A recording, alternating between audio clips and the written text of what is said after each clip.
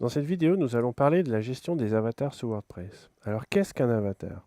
Un avatar, c'est une petite vignette qui va apparaître en face de votre nom quand vous allez laisser un commentaire. Je vais prendre un exemple bien précis en allant sur mon blog. Par exemple, en bas dans les commentaires, à chaque fois que quelqu'un laisse ici un commentaire, s'il est enregistré sur le site Gravatar, qu'il a mis une petite vignette, il va avoir une photo qui apparaît en face de son nom.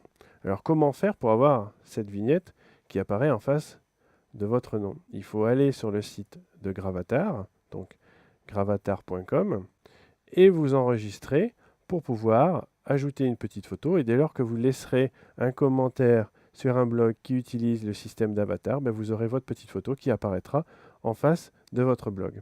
Donc par défaut, sur le site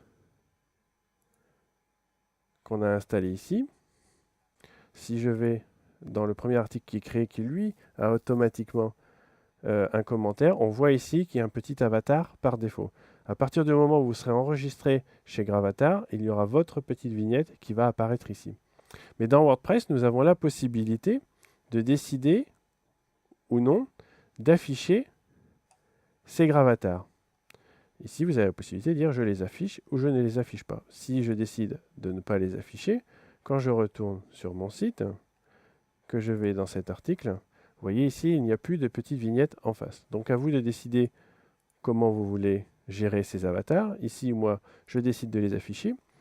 Et les gravatars sont organisés sous forme de classement. C'est-à-dire qu'il y a différents types de gravatars qui vont être visibles par différents types de personnes. Par exemple, vous avez les gravatars de famille G qui sont visibles par tous.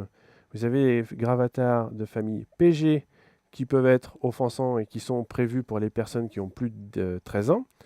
Les gravatars R qui sont réservés aux personnes de plus de 17 ans ou les gravatars réservés aux adultes. Donc ici, vous avez la possibilité de décider quel type de famille de gravatars vous voulez voir affiché. Bon, ici, on va garder les gravatars qui sont visibles par tous et on décide donc de les afficher. Une fois que vous avez choisi un peu le système d'affichage de gravatars que vous voulez voir affiché dans votre blog et dans vos commentaires, vous enregistrez ici les modifications.